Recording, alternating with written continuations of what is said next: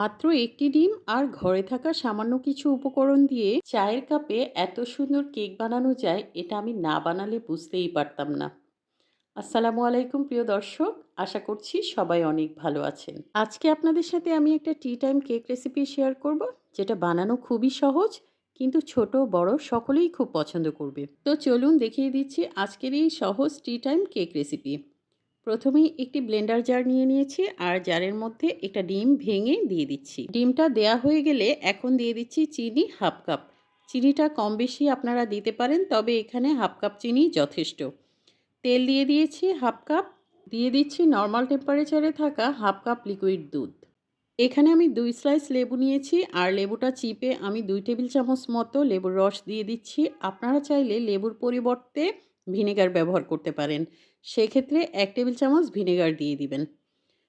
লেবুর রসটা দেয়া হয়ে গেছে। এখন আমি এটাকে ব্লেন্ড করে নিব। 1 মিনিট মতো ব্লেন্ড করে নিলেই হয়ে যাবে।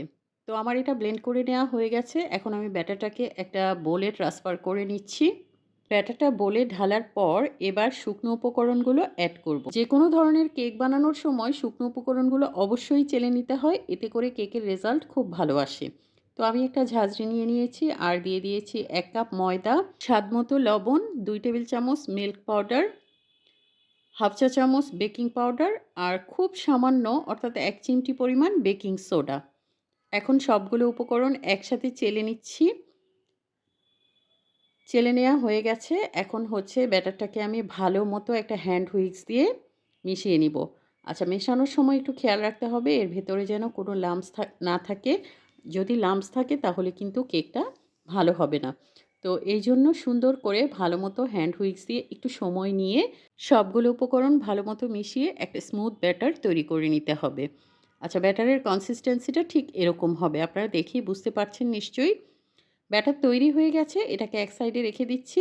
আজকের এই কেকগুলো যেহেতু আমি চায়ের কাপে তৈরি করব, এজন্য কয়েকটি চায়ের কাপ নিয়ে নিয়েছি আর একটা ব্রাশের সাহায্যে চায়ের কাপের ভেতরটা ভালো মতো তেল ব্রাশ করে দিচ্ছি, যাতে করে বেক হওয়ার পর কেকগুলো খুব সহজেই কাপ থেকে বের হয়ে আসে।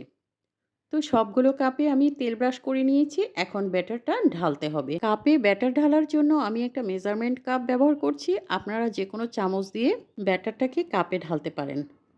তো ব্যাটার ঢালার সময় অবশ্যই খেয়াল রাখতে হবে যেন কাপের 3 ভাগের 2 ভাগ পূরণ হয় আর বাকি 1 ভাগ খালি থাকে। তা না হলে বেক হওয়ার পর এটা ফুলে দ্বিগুণ হয়ে যাবে এবং কাপের উপরে উঠে যেতে পারে। কেকগুলোকে আরেকটু আকর্ষণীয় করার জন্য আমি এর উপরে কিছু টুটি ফ্রুটি আর কিছু বাদাম স্প্রেড করে দিচ্ছি। এটা যদি আপনাদের হাতের কাছে না থাকে তাহলে আপনারা না দিলেও কোনো প্রবলেম নেই, স্কিপ করতে পারেন। তো আমি উপরে টুটি ফ্রুটি আর হচ্ছে কিছু বাদাম দিয়ে সাজিয়ে দিয়েছি। এখন এটাকে বেক করার পালা। আজকের এই কেকগুলো আমি চুলায় বেক করব। চুলায় বেক করার জন্য একটি হাঁড়ি আমি 10 মিনিট আগেই প্রিহিট করে নিয়েছি। তারপর হাঁড়িতে একটা স্ট্যান্ড বসিয়ে দিয়ে তার উপর একটা প্লেট বসিয়ে দিচ্ছি। এবার এই স্টিলের প্লেটের উপর আমি সবগুলো চায়ের কাপ সুন্দরভাবে বসিয়ে দিচ্ছি। এখন ঢাকনা দিয়ে ঢেকে কেকগুলোকে আমি লো মিডিয়াম ফ্লেমে 25 মিনিট বেক করে নিব আর উপরে একটা ভারী কিছু দিয়ে চাপা দিয়ে দিব, যাতে করে এর ভেতর থেকে গরম ভাবটা বের না হয়ে আসে। 25 মিনিট পর ঢাকনা খুলে দেখলাম আমার কেকগুলো খুব সুন্দরভাবে বেক হয়ে গেছে। এখন এগুলোকে আমি উঠিয়ে নিচ্ছি।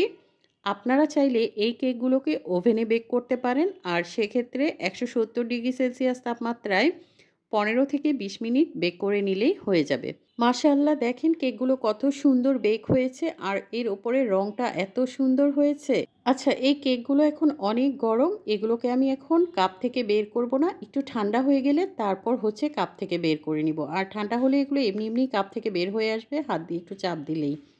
আমি এই যে সুন্দরভাবে বের করে নিয়েছি, দেখেই বুঝতে পারছেন কত সুন্দর করে কাপ থেকে বের হয়ে এসছে। সবগুলো কেক আমি একইভাবে বের করে নিচ্ছি। মাত্র 1টি ডিম আর 1 কাপ ময়দা দিয়ে আমি আজকে এই 6টা কাপ কেক তৈরি করেছি। তৈরি হয়ে গেল দারুণ মজার টি টাইম কেক। দেখলেন তো প্রিয় দর্শক, কিভাবে খুব সহজে তৈরি করা যায় এই কেকগুলো। আপনারা কিন্তু চাইলে বাসায় খুব সহজেই তৈরি করতে পারেন, কারণ ডিম, ময়দা, চিনি এগুলো আমাদের হাতের কাছে সবসময়ই থাকে। একটা কেক আমি আপনাদের কেটে দেখাচ্ছি, এর ভেতরটা কতটা নরম ও তুলতুলে হয়েছে। এভাবে কেক তৈরি করে আপনারা কিন্তু বিকেলে চায়ের সাথে তো পরিবেশন করতে পারবেনই, এছাড়া বাচ্চাদের টিফিনেও দিতে পারবেন। আর তাছাড়া এই কেকগুলো একদিন বানিয়ে আপনারা 2-3 দিন অনায়াসেই খেতে পারেন। কেকগুলো কতটা সফট আর ফ্লাফি হয়েছে দেখে নিশ্চয়ই বুঝতে পারছেন। বাচ্চাদের তো খুবই পছন্দ এই কেকগুলো। আর যেহেতু খুব কম সময়েই তৈরি করা যায়, আপনারা অবশ্যই ঘরে একবার হলেও বানিয়ে খেয়ে দেখবেন। আশা করি আপনাদেরও খুব ভালো লাগবে। সম্পূর্ণ ভিডিও দেখে আমার এই রেসিপি ফলো করলে আপনাদের কেকও ইনশাল্লাহ এরকম পারফেক্ট হবে।